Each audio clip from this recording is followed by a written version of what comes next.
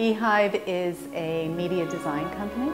We do film titles, broadcast promotion, and experiential media events. We've never dealt with anything of this scale, either in terms of story or length, over 2 hours of original content. For us, that was really challenging and an amazing experience. We've been going in and out of scenes for 9 months now. Michael thinks very filmically, as like a movie director would sometimes, with camera moves, and other times he thinks very much like a painter. My first meeting with Michael, he started talking about not approaching it with a conventional sense of reality or religiosity, but spirituality.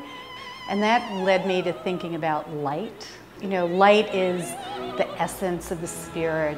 These are some of the original images that I pulled, photographs of water and the sea, and also images of skies.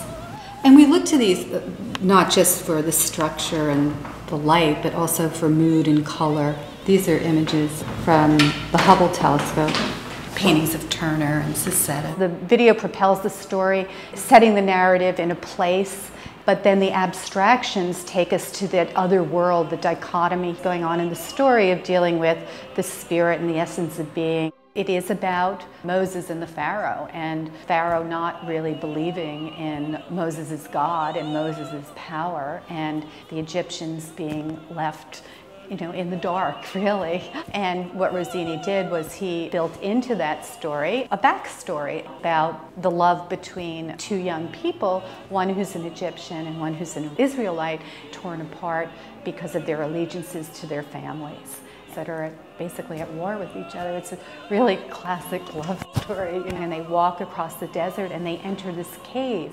We really try to place the actors in the scene, and then we try to move the camera around the actors and show the scene around them as they're walking, as they're moving through stage. The landscapes have a bit of a painterly quality to them, and this was really important because the story itself is so poetic on a certain level that we felt that the landscape shouldn't feel photoreal. And Michael really wanted to create the illusion that these landscapes were an extension of what was happening on the stage. We actually shot some of our own people here at Beehive so that we could populate the landscapes. So when people pray, then the people in the background kind of like pray too, and they get down on their knees. It breaks that line again of illusion. Is this real? Is it not real? Or, where does the staging start and where does the video begin?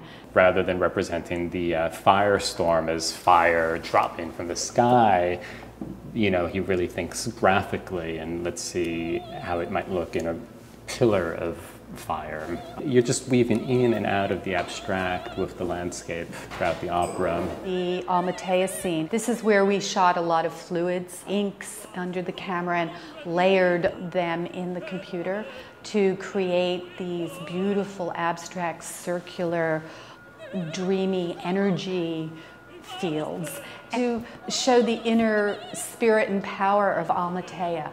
She comes onto stage and it's almost as if her arm is painting the world around you. This vision of beauty and light, which represents her connection with God. And Michael really wanted to approach that in a very abstract way. It's a way of connecting to the audience in a primal level, not a narrative level. Such a great juxtaposition of taking this ancient story, using video through LED, something you see in Times Square, to tell the story. It's like really brings it into our contemporary life.